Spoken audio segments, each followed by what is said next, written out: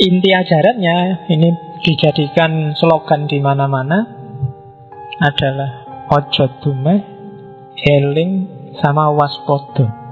Jadi hidup kita harus punya pondasi 3 hal ini. Ojo dumeh, eling sama waspada. Ojo dumeh itu sikap mental, eling dan waspada itu pikiran. Jadi ojo dumeh itu makna harafiahnya jangan mentang-mentang di level apapun, perilaku, kata-kata, ucapan, bahkan termasuk kata hati, bersitan yang muncul di hati.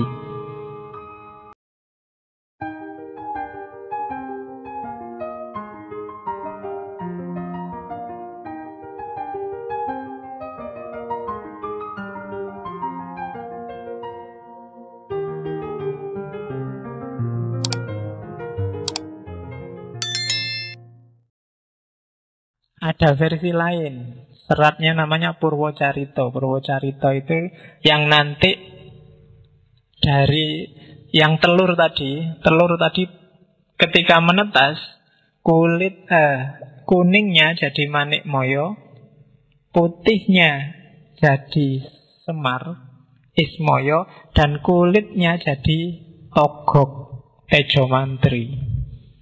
Jadi itu kulitnya. Itu versi-versinya para wali. Dan di balik itu pasti ada visinya. Jadi kamu kan nanti ada versi juga bahwa Semar itu ya Nabi Sis itu. Jadi Nabi Sis itu keturunannya Adam yang tidak kembar. Adam itu punya anak 40 kali melahirkan Hawa itu dan kembar terus. Yang pertama tidak kembar ya Sis itu. Kalau di Barat disebut Set, tulisannya Set itu. Kalau di Jawa Set itu kan jelek. Sampah tidak terurai itu jadi Set. Tapi ada yang bilang ya Semar itu Nabi Sis itu. Oke. Versi-versi banyak. Cuma yang jelas sebenarnya orang Jawa menggambarkan Semar itu semacam, kalau bahasaku, kalau kalian menggambarkan Tuhan itu seperti apa dengan segala wataknya, terus gambaran Tuhan itu maha kuasa, maha penyiksa, maha opo wae, gambarlah. Dalam versinya orang Jawa, gambarnya akan muncul kayak gambari Semar itu. Jadi semacam personifikasi dari pandanganmu tentang Tuhan. Dan bagi orang Jawa kalau digambar seperti apa ya gambarin nanti kayak Semar itu. Itu manusia bukan manusia. Disebut anak kecil juga ndak, orang tua juga ndak. Antara nangis apa ketawa ndak jelas antara. Dan itu Semar. Nah, sekarang posisinya Semar.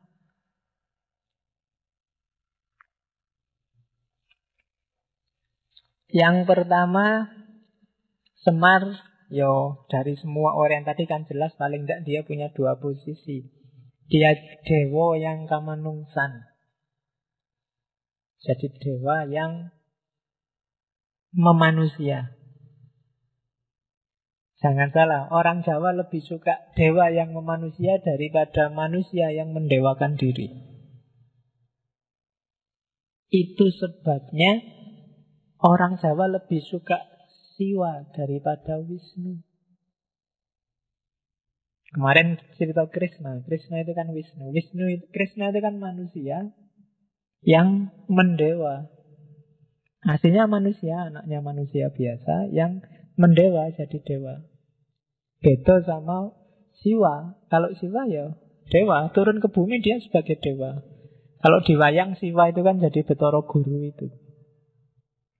Jadi orang Jawa lebih suka dewa yang memanusia dibandingkan manusia yang mendewa. Kalau ditarik ke dunia yang sekuler, berarti orang Jawa lebih suka pemimpin yang merakyat daripada rakyat yang gaya jadi pemimpin. Jadi makanya Semar lebih disukai. Dan agama besar sebelum Islam kan Siwa Buddha, bukan Wisnu Buddha. Jadi dari Hindu cuma diambil Siwanya. Karena orang Jawa lebih suka dewa yang kamanungsan. Bukan manusia yang mendewakan diri. Oke. Jadi lebih bagus kamu merasa jadi manusia biasa dengan kualitas dewa, ya kan? Daripada kamu merasa jadi dewa dengan kualitas manusia. Nanti kamu pikir sendiri ya kalimat itu. Itu mikirnya harus panjang menafsirkan itu. Jadi dewa kamanungsan. Hari ini banyak orang yang lebih suka ngaku dewa dengan kualitas manusia biasa.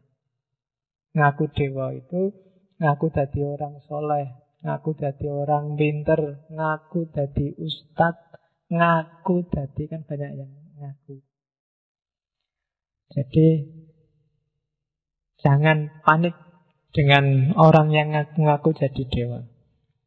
Karena itu cuma ngaku. Dewa yang sejati hakikatnya pasti samar, maya. Tidak sembarangan orang bisa menangkap. Makanya kalau dalam kajian sufi ada debat panjang, apakah seorang wali itu ngerti kalau dirinya wali. Karena begitu dia ngerti kalau dirinya wali, kewaliannya dipertanyakan. Oh, itu susah itu, bulat itu kalau di tasawuf diskusinya tidak selesai-selesai. Di hikam itu masih debatable. Tafsirnya bisa macam-macam. Jadi apakah seorang wali itu ngerti? Kalau ada yang bilang kalau dia wali yang sejati dan sampai di puncak kewaliannya, justru dia dijaga oleh Allah dari ngerti kalau dirinya wali. Karena begitu dia ngerti kalau dirinya wali, pasti di situ ada rasa akunya. Rasa dirinya sendiri masih ada, dirinya sendiri sebagai wali itu. Dan itu semacam kesombongan. Dan kalau orang masih ada bibit itu, sebenarnya dia belum wali. Maka siapapun yang merasa wali, pasti belum wali. Oh, itu susah itu ilmu nih. Kamu padahal sudah bercita-cita jadi wali sejak kemarin. Tapi kok ya teori ini berubah. Termasuk kalau kamu merasa jangan-jangan aku ini wali, Pak, suatu wae, itu jenisnya. Jadi justru yang wali yang sejati nggak mikir ke situ. Jadi dia merasa orang yang paling kotor, orang yang paling jauh dari Allah, orang yang paling banyak dosa. Justru itu. Jadi semakin kamu mengklaim dirimu benar, paling dekat dengan Allah, paling bagus, paling soleh, itu alamat bahwa kamu belum di apapun yang kamu klaim. Oke, yang kedua, Semar sebagai ponokawan ya. Kalau orang sering salah menyebutnya punokawan. Sebenarnya yang pas ponokawan. Pono itu artinya jernih, visinya jelas. Jadi Semar dan anak-anaknya jadi ponokawan. Maksudnya dia jadi teman yang jernih, punya visi jelas bagi juragannya, bagi yang dia temani. Maka para Pendowo itu punya ponokawan, dia punya teman yang mikirnya jernih. Di pono itu artinya kejernihan, visi, kejernihan pemikiran. Jadi Semar posisinya itu teman paling bagus bagi orang yang dia temani, ponokawan. Jadilah kalian semua ponokawan. Selama ini kamu selalu menerjemahkan punokawan itu kan pembantu. Sebenarnya enggak. Punokawan itu teman yang bisa ngasih nasihat jernih, bukan nasihat tendensius. Tidak sekedar basa-basi untuk menyenangkan, yang berani bilang jelek kalau jelek, bagus kalau bagus. Yang bisa ngasih solusi kalau ada persoalan. Yang bisa mendudukkan permasalahan sesuai porsinya. Itu namanya ponokawan. Dan itu yang dilakukan oleh Semar pada Pendowo, pada yang dia ngomong. Jadi kalau tuannya sudah mulai tidak beres, dia tidak segan-segan ngeritik. Itu ponokawan. Teman yang jernih, yang bisa diajak diskusi. Kalian semua harus jadi ponokawan bagi teman kalian. Saling memponokawani, saling menjernihkan. Jadi bukan puno. Biasanya di banyak buku pakai istilah puno. Oke, jadi posisinya Semar itu. Dia seorang dewa kamanungsan, tapi sekaligus dia sebagai ponokawan. Oke, terus inti ajarannya ini dijadikan slogan di mana-mana adalah ojo dumeh, eling sama waspada. Jadi hidup kita harus punya pondasi 3 hal ini.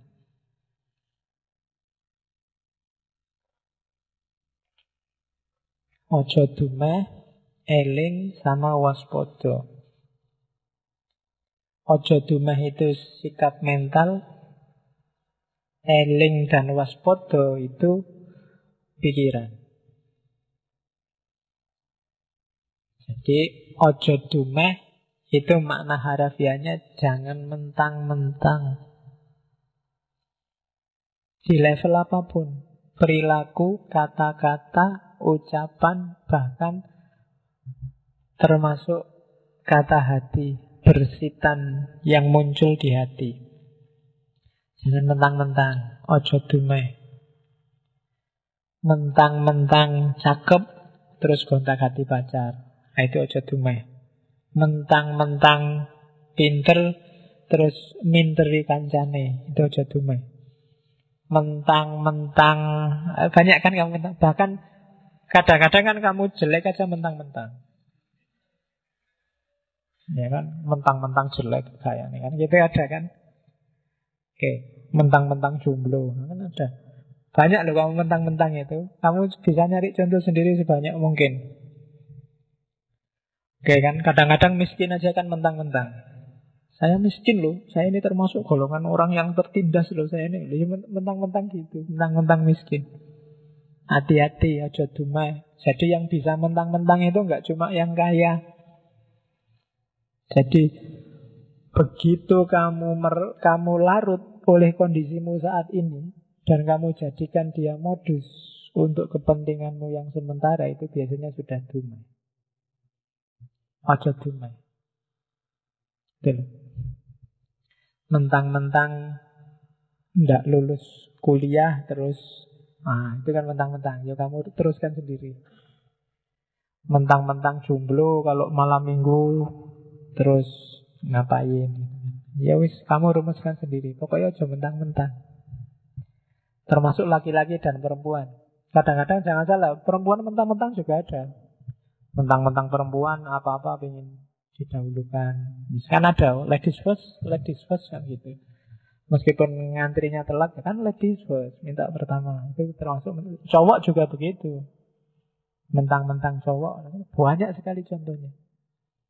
Mentang-mentang santri, mentang-mentang ikut ngaji filsafat, sekarang kemana-mana ngomongin filosofis. Nah, itu termasuk mentang-mentang. Baru ngerti 1-2, wah kemana-mana sudah berfatwa filsafat. Ojo dumeh. Oke, sejauh mana itu dumeh apa enggak, kalian yang bisa ngukur. Karena ukurannya itu tidak bisa materinya, tapi sikap batinmu. Hal yang sama mungkin mentang-mentang di yang satu, tapi di yang satu sebenarnya enggak. Pinjem uang misalnya, karena kamu tidak punya duit terus pinjem uang. Gayamu pinjem uang, sikap batinmu pinjem uang, itu akan menunjukkan kamu mentang-mentang apa enggak. Termasuk ketika kamu ngutangi. Sikap batinmu ketika ngutangi temenmu itu bisa beda antara kamu mentang-mentang dan enggak mentang-mentang. Yang ngerti kamu sendiri. Jadi ojo dumeh. Yang kedua, gimana caranya Pak biar saya nggak dumeh? Eling. Selalu hadirkan Tuhan dalam hidupmu. Selalu hadirkan yang sejati di kepalamu. Kalau dia hadir terus, biasanya kamu terhindar dari dumeh. Lawan paling gampang dari dumeh itu ikhlas. Dan untuk bisa ikhlas, kamu harus eling. Selalu hadirkan Allah setiap mau mengambil keputusan. Selalu masukkan dia di hatimu dan di kepalamu. Itu namanya orang eling. Eling itu kalau dalam konotasi Jawa tidak sekedar kamu ingat dia ada, tapi dia berpengaruh dalam hidupmu. Misalnya kamu ingin membela agama terus kamu mukul orang, ngeprok-ngeprok toko. Kalau ditanya, mbok ingat Allah, mesti ngomong, ini karena saya ingat Allah, ingin bela Allah. Tapi itu ingat dan bela Allah hanya di mulut. Allah tidak hadir dalam hidupmu karena nggak mungkin Allah semacam itu. Ketika kamu mencaci maki misalnya, apalah orang yang nggak cocok alirannya sama kamu. Ketika kamu maki-maki ini, meskipun kamu merasa ini demi Allah, ini demi kejayaan agama, tapi perilakumu tidak menunjukkan bahwa kamu sedang eling. Karena kalau kamu eling, kamu tidak mungkin berani maki-maki. Kamu tidak mungkin berani mukul-mukul, tidak mungkin berani melecehkan orang. Kamu akan malu. Kenapa ada Allah dalam hidupmu? Jadi itu gunanya eling. Ojo dumeh, eling, terus yang ketiga waspodo. Waspodo itu hati-hati, tidak sembrono. Kenapa harus waspodo? Jangan-jangan yang kamu tadi eling, yang kamu lakukan tidak cocok. Bikin malu kalau ketahuan sama yang kamu eling tadi. Maka hati-hati. Jadi, sekali-sekali tidak sholat nggak apa-apalah. Nggak ada yang cerewet ini. Tapi nggak enak ya. Katanya, kan itu eling dan waspodo. Jangan-jangan hanya gara-gara salah kecil ini terus Allah tidak berkenan. Terus Tuhan tersinggung, marah sama aku. Susah nanti. Itu waspodo namanya. Jadi, eling dan waspodo itu biasanya satu paket. Orang yang tidak waspodo biasanya gampang kehilangan elingnya. Orang yang selalu eling itu biasanya cenderung untuk waspodo. Jadi ojo dumeh, eling dan waspodo. Itu yang jadi basis ajaran. Kalau di filsafat Jawa biasanya dikonotasikan sama Semar. Oke. Terus ada 4 pilar ajarannya dari naskah-naskah yang ngomong tentang Semar. Saya tidak akan jelaskan detail satu-satu ya, panjang lebar, tak jelasin sekilas-sekilas. Beberapa kalian sudah paham. Yang pertama, sering sekali disebut manunggaling kawula Gusti. Hakikatnya saya sebut itu setara karena konsepnya mirip dengan ittihad, hulul, wahdatul wujud, fana dan baqo. Ittihad itu dari bawah ke atas. Jadi ittihad itu usaha seorang hamba untuk menyatukan diri dengan Tuhan. Jadi bersatu. Kalau sudah bersatu ya biasanya manusianya hilang. Kancanya lawannya ittihad itu hulul. Kalau hulul dari kata-kata hal. Kebalik, kalau hulul Tuhannya yang masuk ke dalam diri manusia. Tuhan merasuki manusia. Kata-kata merasuki ini sering banget disalahpahami, terus dianggap manusianya jadi Tuhan. Sebenarnya nggak serumit itu. Kalau kamu berpikir yang ada di pikiranmu, yang jadi pertimbangan kesadaranmu itu selalu Allah, itu sama dengan Allah manjing dalam dirimu. Ketika kamu mau melakukan apa saja, pertimbangannya Allah, itu hulul. Kamu jadikan, ketika kamu melihat sesuatu, kamu mikir, ini yang diridhoi Allah apa enggak, melihat yang kayak gimana sih? Ini ngomong yang menurut Allah baik kayak gimana sih? Ini bersikap pada teman yang menurut Allah baik kayak gimana sih? Bersikap pada guru yang menurut Allah baik kayak gimana sih? Kalau hidupmu modusnya semacam ini, itu sama dengan Allah bertempat dalam dirimu. Jadi tidak harus roh sama roh, rohnya manusia sama rohnya Allah jalin bersatu, terus wahdatul wujud, terus sesat, terus kafir-kafiran. Tidak. Jadi persatuan terjadi ketika modus hidupmu adalah modus hidupnya Allah. Berarti kamu sekarang sudah jadi manusia Allah, manusia langit. Karena orientasimu selalu ke atas. Nah itu gampang-gampangannya itu. Dan orang yang bisa menghayati kehadiran Allah dalam hidupnya ini, bisa kamu sadari, kamu hayati, itu rasanya nikmat luar biasa. Itu yang bikin para sufi sering tidak mau kembali dari wilayah ini. Kadang-kadang terus ngomyang disebut satohat. Aku jatuh cinta sama Allah, indahnya dekat sama Allah. Karena dia merasakan sendiri Allah hadir dalam hidupnya.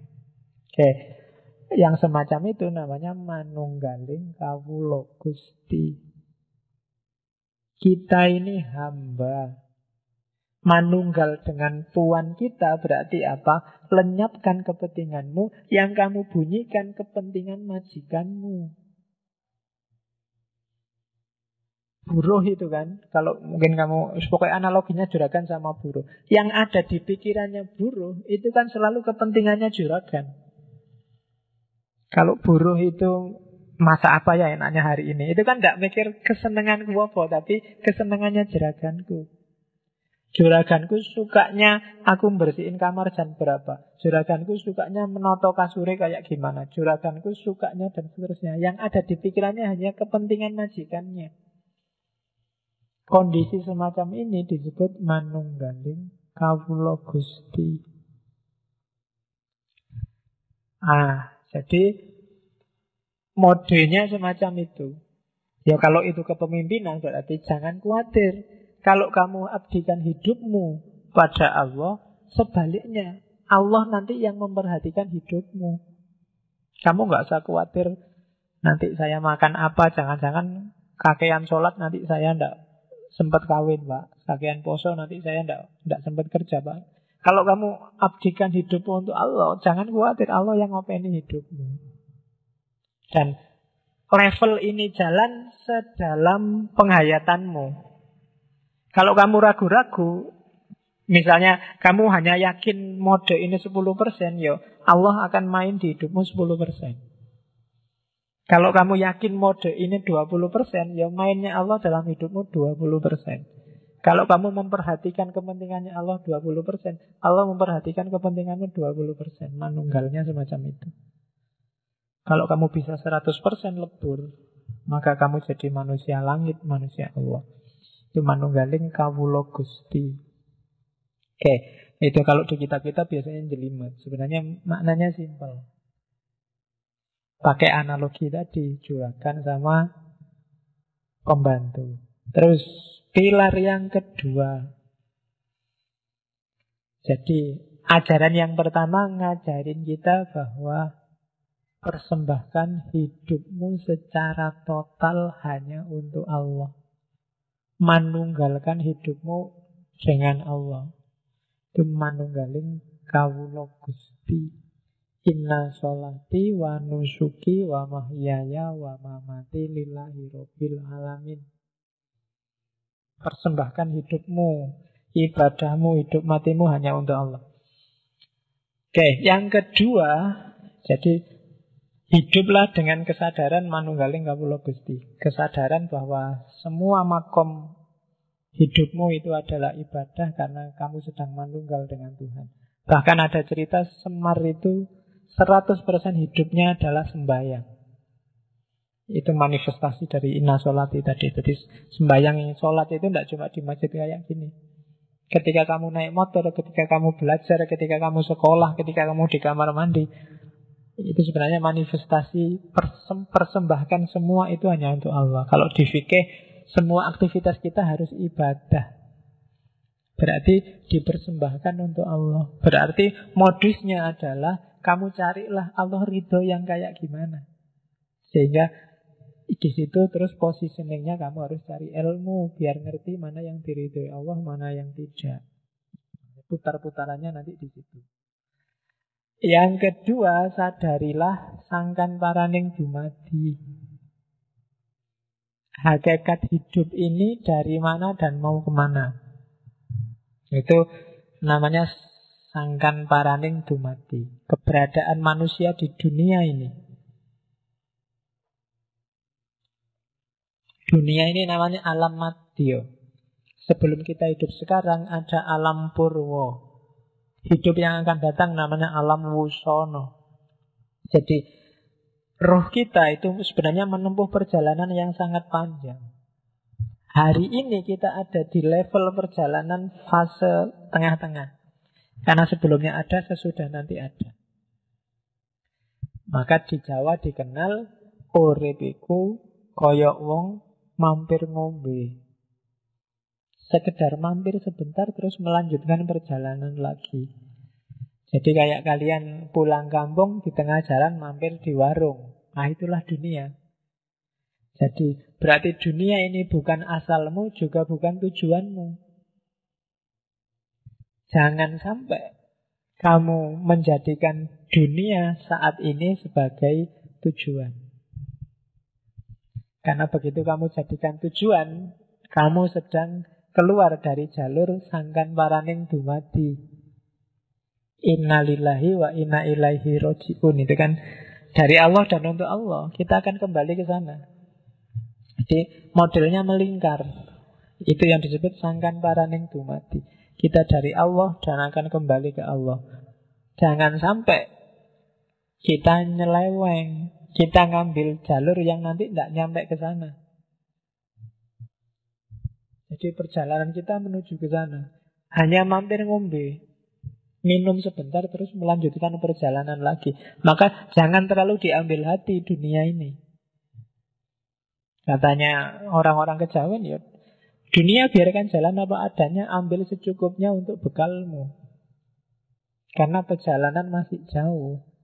Kalau terlalu kamu ambil hati, ya bisa-bisa hatimu tertambat di dunia ini, padahal perjalananmu masih panjang.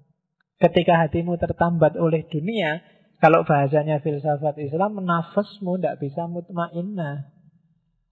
Padahal hanya nafsul mutmainnah yang bisa irji'i ila rabbiki. Jadi itu teori sangkan paraning dumadi. Oke. Saya agak cepat-cepat ya nanti biar kena semua. Oke, terus ya nanti yang nggak terlalu paham diulang lagi rekamannya. Karena ini ilmu yang nggak bisa dikejar hanya pakai akal, harus dihayati. Jadi dokumen yang tidak cukup dipahami, tapi harus direnungkan. Paham gampang. Di atas paham kamu harus bisa merenungkan. Setelah kepegang, direnungkan itu berarti dicari relevansimu dengan kehidupanmu sehari-hari. Kalau sudah ketemu hasil renungan, jalankan, implementasikan, lakukan itu. Dari situ kamu akan ketemu kemuliaan, pencerahan. Sama kayak Al-Quran. Al-Quran itu ya memang harus dibaca. Tapi di atasnya baca ada dipahami. Cuma jangan sekedar dipahami. Kalau kamu pahami, jangan-jangan pemahamanmu berhenti di abad ke-6. Kamu renungkan.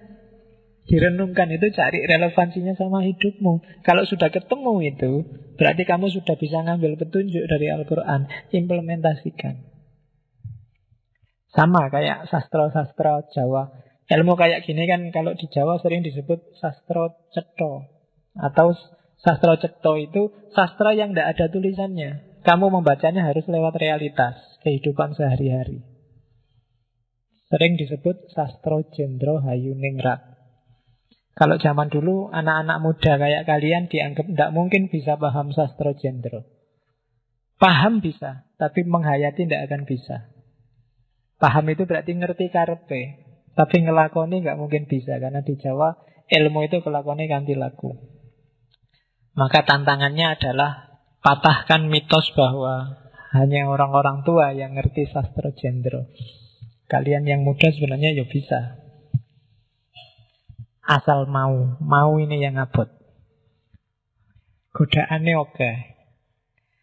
Kamu selalu diiming-imingi oleh besok kerja apa, besok dapat pacar apa enggak, pacarnya jelek apa enggak, terus bisa kaya apa enggak, bisa beli mobil apa enggak, kurang punya rumah apa enggak, dan seterusnya. Itu yang sering bikin kamu terhalang. Jadi hijabnya dunia. Bahkan hari ini kayak ramalannya Nabi, hijabnya bahkan muslim yang lain. Al-Islamu mahjubun bil muslimin. Gara-gara orang Islam kamu tidak paham Islam yang benar itu kayak gimana. Karena kamu selalu kejebak. Loh, jangan-jangan Islam yang itu. Oh, jangan-jangan Islam itu. Islam yang ini kayak itu. Selalu gitu. Kamu kejebak stereotype, mainstream. Sehingga kamu lupa kesejatiannya Islam. Oke, terus pelajaran ketiga dari sosok Semar adalah kasedan jati. Ini dari akar kata sedo. Sedo itu mati. Makanya ada hadis kafa bil mauti wa idhon. Cukup dengan kematian sebagai nasihat. Jadi kasedan jati biasanya isinya tuntunan hidup mati yang sempurna. Konsep kalau di sufi kasedan jati itu setara dengan fana fillah. Fana fillah itu lenyapkan egomu, ganti dengan Allah. Lenyapkan dirimu, ganti dengan Allah. Lenyapkan keinginanmu, ganti dengan keinginannya Allah. Nah, itu fana fillah. Kalau orang Jawa untuk mencapai fana fillah itu tidak sekedar jangan melakukan perbuatan jelek, perbuatan berdosa, tapi juga jangan melakukan perbuatan yang tidak pantas. Namanya perbuatan ora ilok, atau perbuatan yang akibatnya negatif. Kadang disebut kualat. Jadi tidak pantas itu tidak ilok. Misalnya kalau sama orang tua ngomongnya harus sopan lo ya. Seperti apapun kondisi orang tua, sesalah apapun mungkin orang tua, ndak ilok kalau ngomong gak sopan. Gak ilok itu ndak pantas. Jadi levelnya lebih tinggi daripada baik buruk atau benar salah. Namanya ndak ilok. Ada lagi kualat. Jadi kualat itu kalau di Hindu bisa kamu sandingkan sama hukum karma. Hati-hati, mungkin tidak haram, mungkin boleh saja sama masyarakat. Tapi kalau menyakiti orang, nyusai orang, jangan-jangan nanti balik lagi kualat.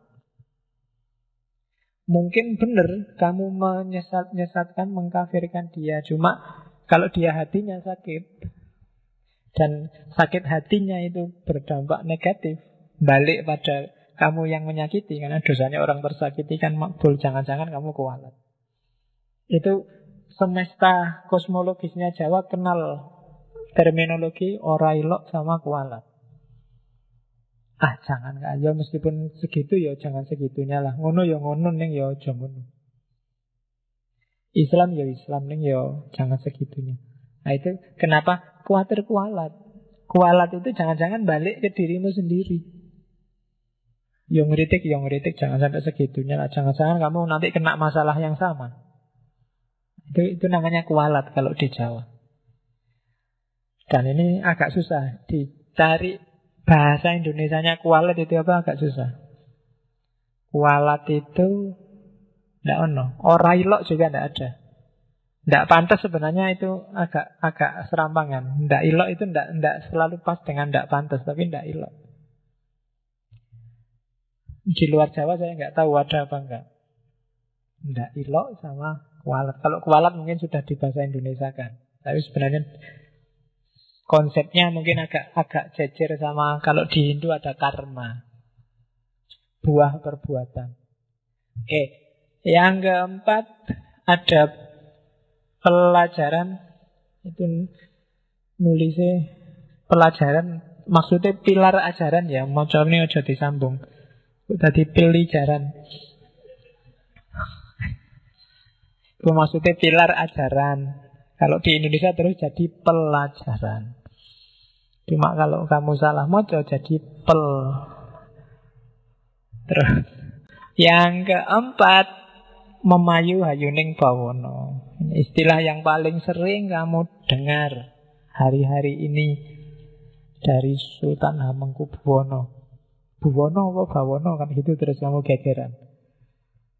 Oke, di nas-nas Jawa itu memayu hayuning bawono. Jadi memayu hayuning bawono itu memperindah keindahan dunia. Itu kan agak unik terminologinya. Sudah sudah indah kok diperindah lagi. Maksudnya apa? Memberi makna hidup.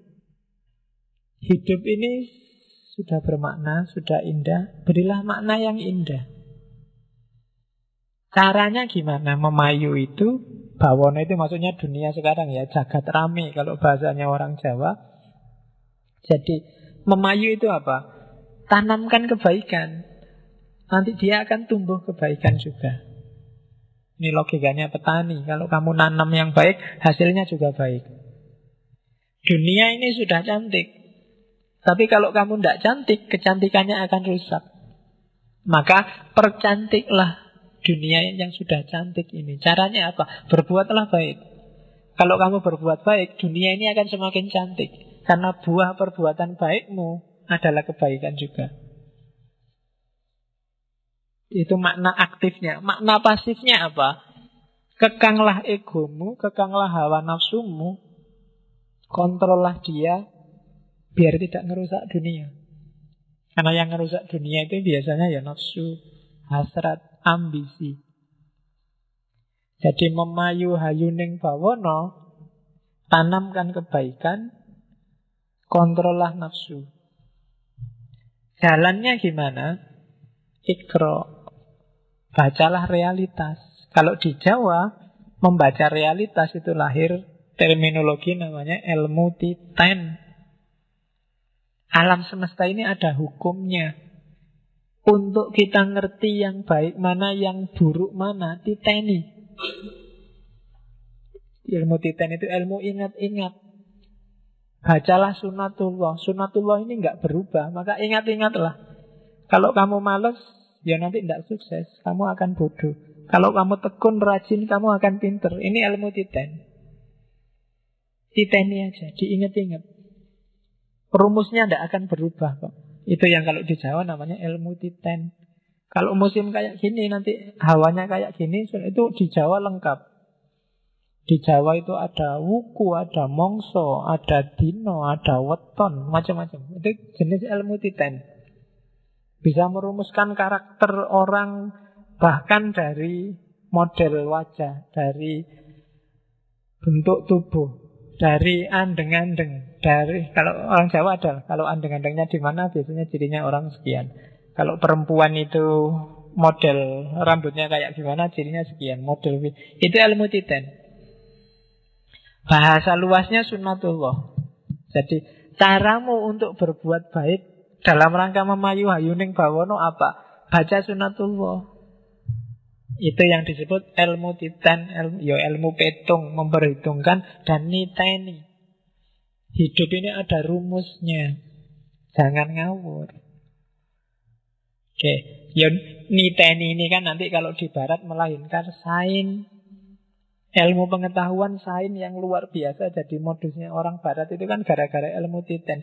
Pinternya mereka membaca fenomena-fenomena alam yang ajek. Kalau dia tidak ajek, tidak akan jadi sains. Karena dia ajek, terus dititeni dan dirumuskan, lahirlah sains. Itu yang disebut memayu hayuning bawono. Oke, pacarmu sudah nelpon. Dimarahi aku nanti, sarap jam 10 Sudah ditunggu sejak tadi. Terakhir, tak jelasin cepet-cepetan. Ada 4 golongan manusia di agama Kapitayan. Yang pertama manusia yang tutuk. Tutuk ini ringkesnya para wali. para mistikus, orang-orang yang bisa langsung nyampe ketemu Tuhan sendiri dengan kekuatannya sendiri. Di pikirannya sudah nggak ada dunia. Satu-satunya yang ada dalam hidup mereka hanya Sang Hyang Toyo. Itu namanya manusia yang sudah tutuk. Tutuk itu kan artinya nyampe sempurna. Ada manusia level 2, manusia tuhu. Manusia tuhu ini kayak manusia tutuk, tapi tidak setinggi tutuk. Karena manusia tuhu ini masih memimpikan sesuatu yang bukan Toyo, sesuatu yang bukan Sang Hyang Toyo. Misalnya masih mimpi hidup enak di surga, masih pingin ketemu bidadari. Tenang aja, besok mati kita ketemu bidadari puluhan, gak cuma 47, 27. Sak kapoke, sak njaluke misalnya. Kalau masih membayangkan itu, gak salah sih, gak jelek. Cuma levelmu masih di bawah yang tutup.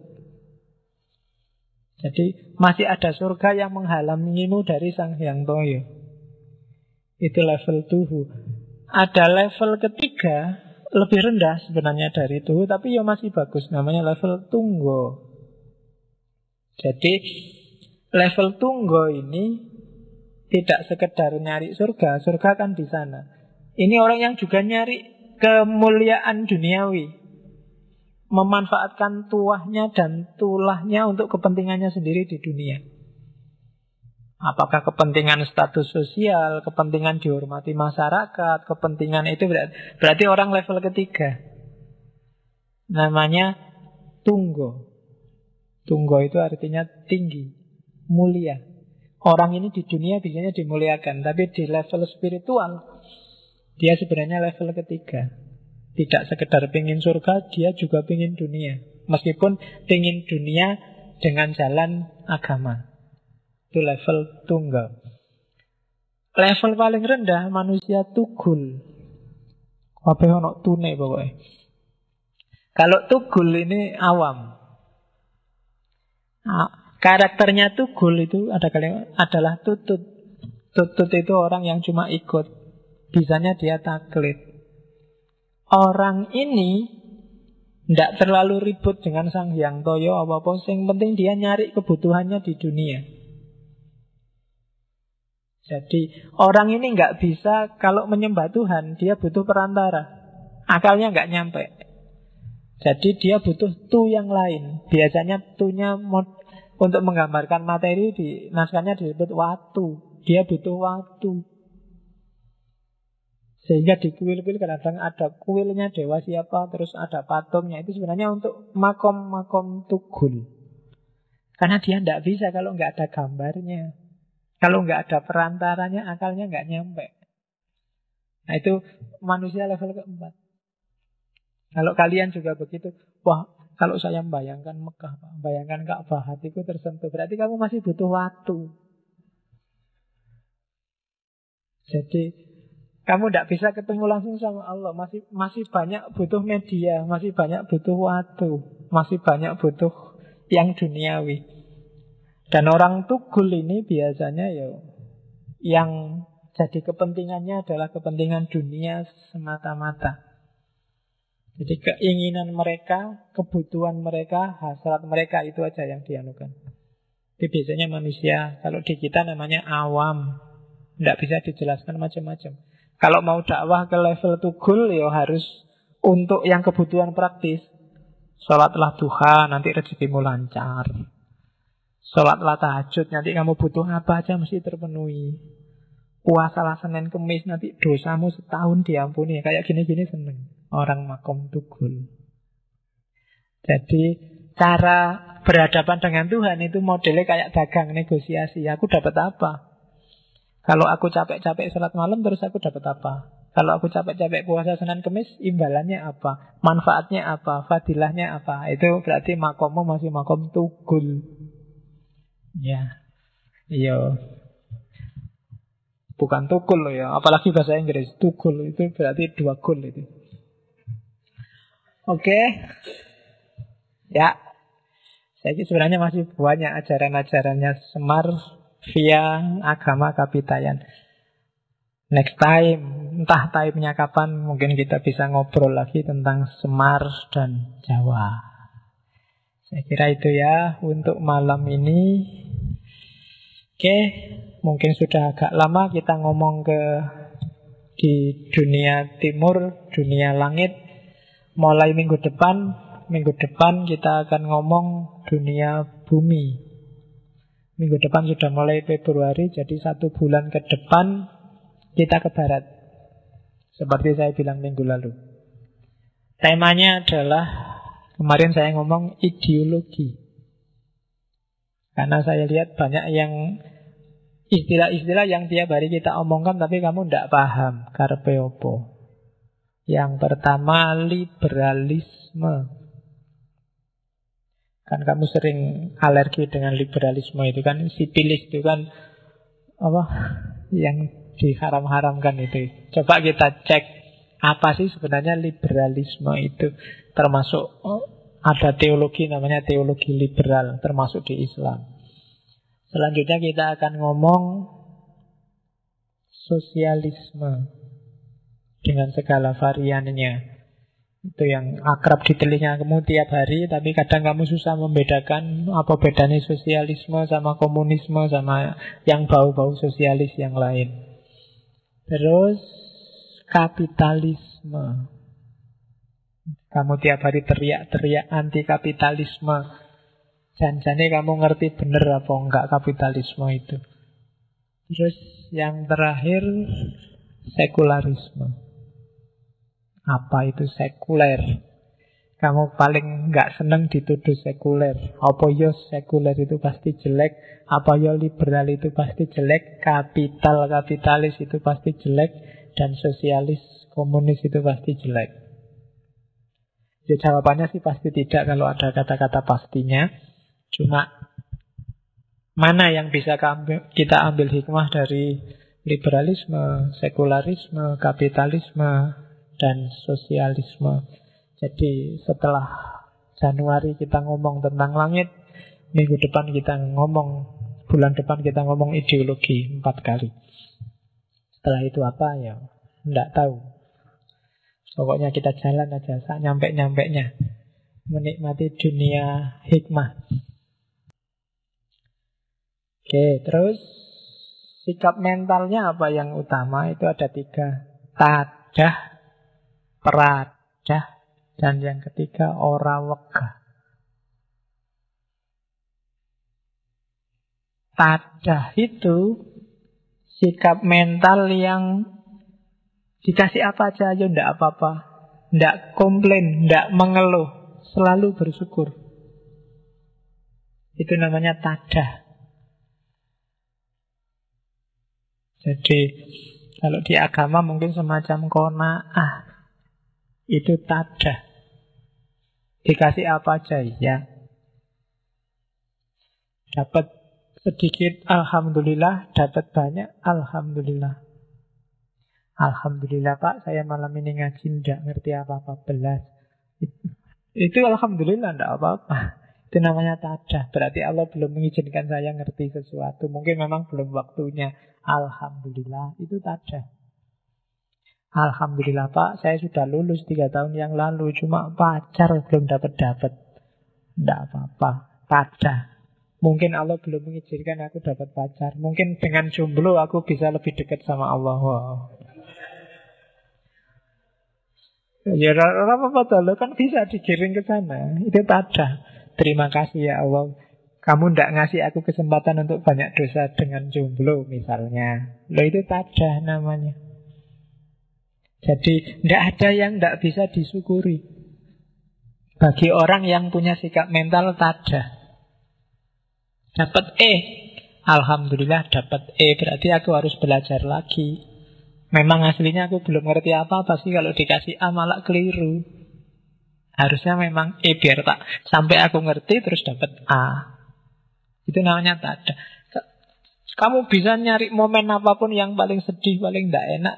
Tapi kalau sikap mentalmu tadah, tidak ada yang bikin kamu sedih. Kamu akan selalu bersyukur.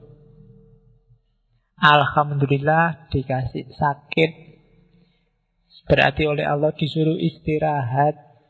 Allah berarti masih sayang, ada kesempatan ngurangi dosa. Aduh, banyak. Tergantung sikap mental. Tapi kalau sikap mentalmu penuntut dan pengeluh, dapat apa saja, kamu akan nuntut dan ngeluh. Kamu lulus kumlot aja kan mengeluh. Buat apa Pak kumlot? Yang penting itu kan besok dapat kerja apa enggak. Apa sih gunanya kumlot? Lu kumlot itu lo mengeluh. Iya kan? Kamu sudah dapat kerja juga ngeluh. Pak kerja kayak gini hasilnya nggak seberapa Pak. Paling cukup buat makan lah. Kalau besok mau punya istri, punya anak dikasih apa Pak? Ngeluh. Loh itu sudah dapat kerja. Apalagi kalau kamu nggak dapat kerja. Yang salah bukan dapat kerja atau enggak, kumlot apa enggak, tapi sikap mentalmu yang keliru. Maka katanya Semar harus tadah. Tidak ada yang nggak bisa diambil hikmahnya, tidak ada yang nggak bisa disyukuri. Itu sikap mental. Yang kedua, prada. Berhadapan dengan yang atas, tadah. Dengan horizontal, lingkungan sekelilingmu, itu prada. Mentalmu adalah mental memberi. Jangan punya mental minta-minta dan mudah menerima. Kalau di agama, tangan di atas lebih baik daripada tangan di bawah. Itu prada. Memberi nggak harus uang, ngasih nggak harus sesuatu. Minggu lalu kan di Krishna itu bahkan senyum pun sedekah. Prada. Apa yang kamu punya kasih ke orang lain. Yang tehnya masih ada, sebelahnya sudah kosong gelasnya, boleh teh mas. Nah, kalau temennya nggak malu kan, ya di sini tak ambilnya gitu. Nggak apa-apa, itu namanya prada. Jiwanya jiwa sosial. Jadi kalau sama Allah menadahkan tangan, sama lingkungan sekeliling ngasih, sama Allah tangan di bawah, sama manusia yang lain tangan di atas. Jangan dibalik. Sama Allah kamu tangan di atas, jadi Allah itu kok perintah terus tiap hari. Ya Allah saya kumlot loh ya. Ya Allah pacar cantik loh ya. Ya Allah diperintahi tiap hari. Sama Allah kamu tangan di atas. Sama manusia kamu tangan di bawah. Pak mohon kebijaksanaannya Pak. Pak mohon kualik. Jadi sama Allah itu tadah, sama manusia yang lain prada. Dan yang ketiga, ojo males, ora wegah. Sumber persoalan saya sering bilang itu males. Jangan males. Nggak usah milih-milih pekerjaan. Kadang-kadang kamu nyembelikan Allah bikin kayak gitu aja, nanti besok kalau sudah mau waktunya digarap sebentar aja selesai. Itu biasanya terus jadi sumber masalah. Jatahku presentasi masih lama, besok aja kalau deket. Itu biasanya terus masalah. Karena waktunya kamu bikin, printernya error. Waduh, listriknya mati. Waduh, itu salahmu dewe. Karena kamu selama ini males, ora wegah. Jangan wegahan. Kalau bisa dikerjakan hari ini, kerjakan hari ini. Jangan ditunda-tunda. Besok ngerjain yang lain masih banyak. Fa'idha faroghta fansob, katanya agama gitu. Kalau selesai ganti kerjaan yang lain masih banyak. Tidak mungkin manusia itu nganggur. Jadi kalau pengen jadi manusia utama, kalian harus punya sikap mental utama. Sikap mental utama itu apa? Tadah, peradah, terus ora wegah.